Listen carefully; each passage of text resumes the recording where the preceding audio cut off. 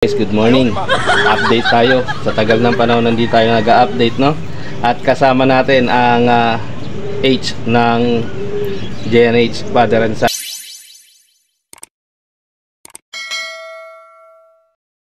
Nag-aabang tayo rito sa LOP ng training sa San Jose ulit.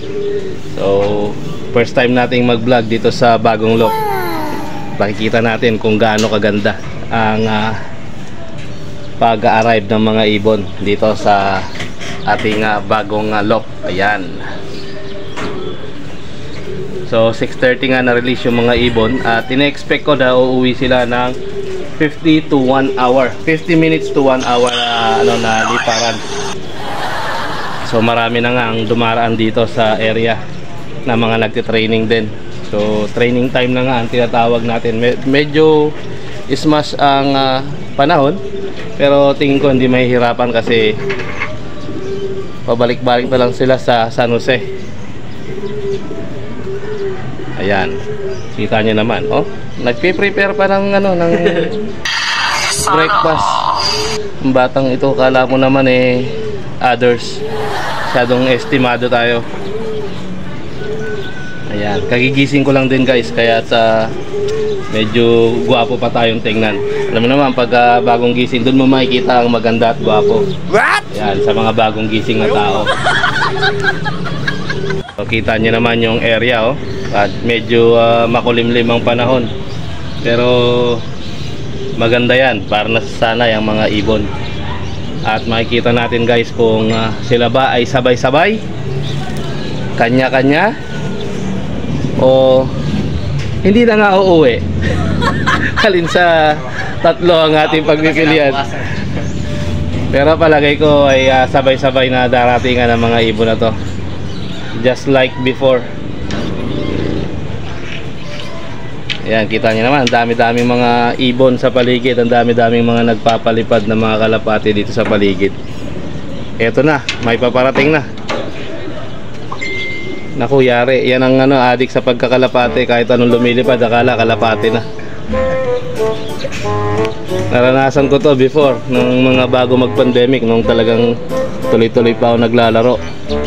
Pero eto nga't nagsisimula naman tayo maglaro. Parang medyo bumagal yata ang mga ibon natin ngayon guys. In-expect ko magle-less than 50 minutes sila, just like before na na-throw yung mga ibon.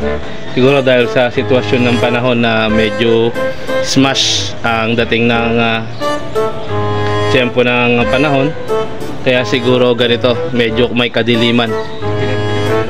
Ayan, so 50 minutes na nga guys ang ina-expect ko. Less than 50 minutes sila ay darating sila. Pero sad to say, ayan, awa ng Diyos, hanggang ngayon wala pa.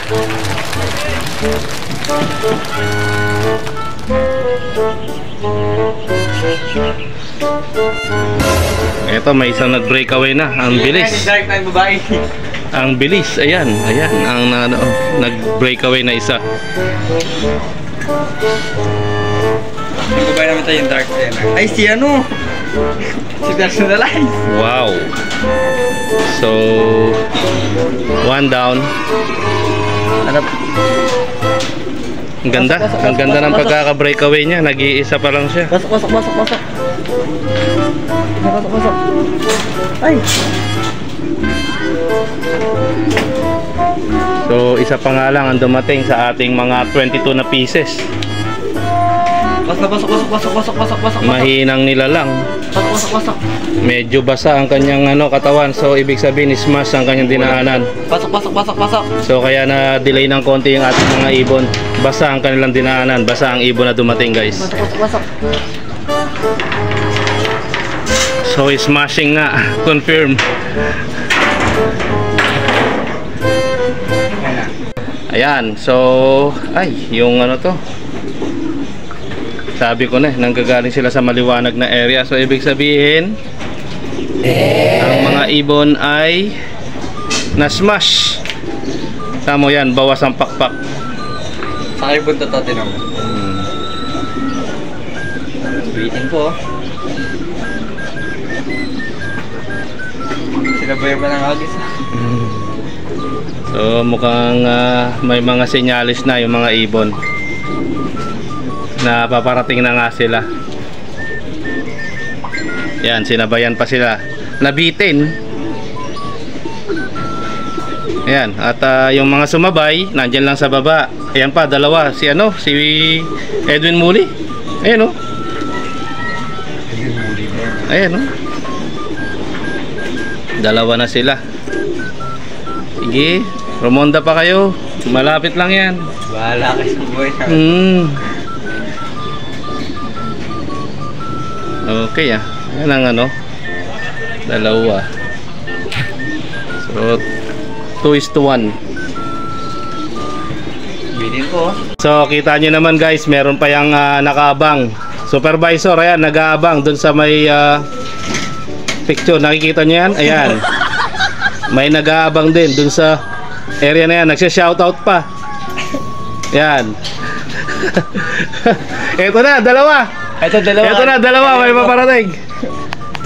So, ito na yung dalawa guys. At medyo matataas ang lipad ng dalawang ibon. Biglang umikot silang dalawa. Ayan. Sa'yo, Tito. Sa'yo. So naglanding sila ng maganda-ganda na at mukhang na-smash nga talagang mga ibon dahil kitang-kita may kasama silang black check. Hindi akin yan. Kaya dito boy. Hindi yan, isa lang sa akin dyan. Ayan. Isa lang yan, isa lang. Hindi dalawa yan, isa lang. Ayan na. Tataas. Nabitin.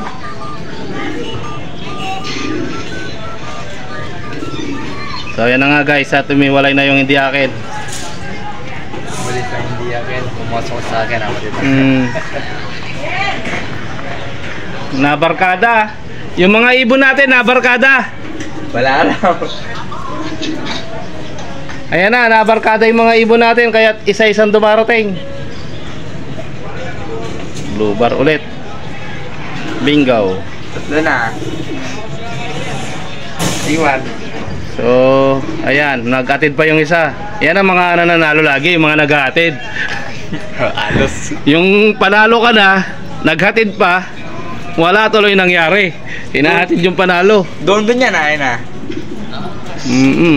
Babalik po. Nabarkada eh. Ito, sino to? Idea sa akin. Isa-isang dumarating yung mga ibon. Wala stick. Ito na siguro yung mga ibon natin, sama-sama.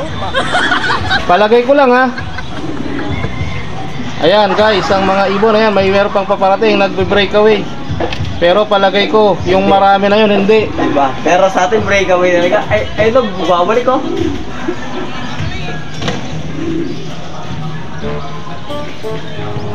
So, false alarm. May galan. Pagkatapos ng tatlo, wala nang sumunod. Ay, dito meron umikot na yan ha. Meron isa? Hindi, ito dalawang. Nagsunod-sunod na sila. Ayun, Ay, sa akin yun. Sa'yo na yan ha. May kasama naman silang itim. May red. Basang-basa oh. Basta sila dito. Basang-basa nga oh. Kuya! Ayun, anak ni red check. Kuya! Ay, ah! Mama! Asa loob? Wala siya eh! Lalaki yan bukas. Kaya, dito po. Basang-basa nga. Basang-basa ang mga ibon bro. Ayan oh, basa pati pakpak oh. Bagal sa kasama sa child ko yun ha. Ayan nga, black check din.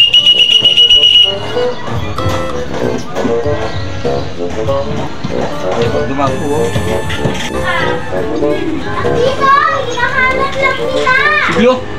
Si Blue! Si Blue! Dito! Andito lang ako. Pasok! Pasok!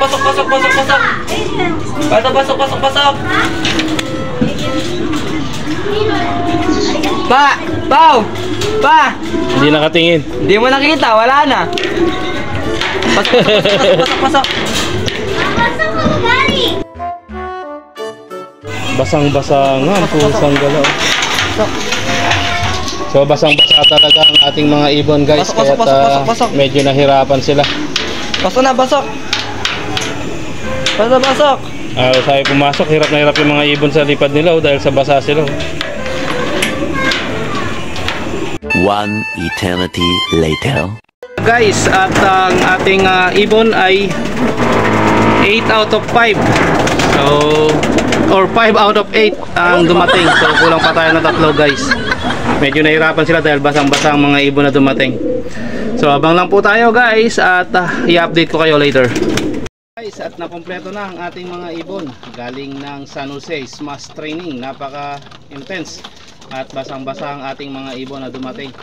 Buti na lang at nakompleto sila. So patunay lang na may laban ang ating mga ibon sa ating ginagawang pagko-conditioning. So yun lamang guys, at maraming salamat sa inyong pagsuporta at panonood sa aking mga mumunting content. At always choose to be happy and be courteous to others. And let the Lord God Almighty be the center of our life. Bye for now and God bless.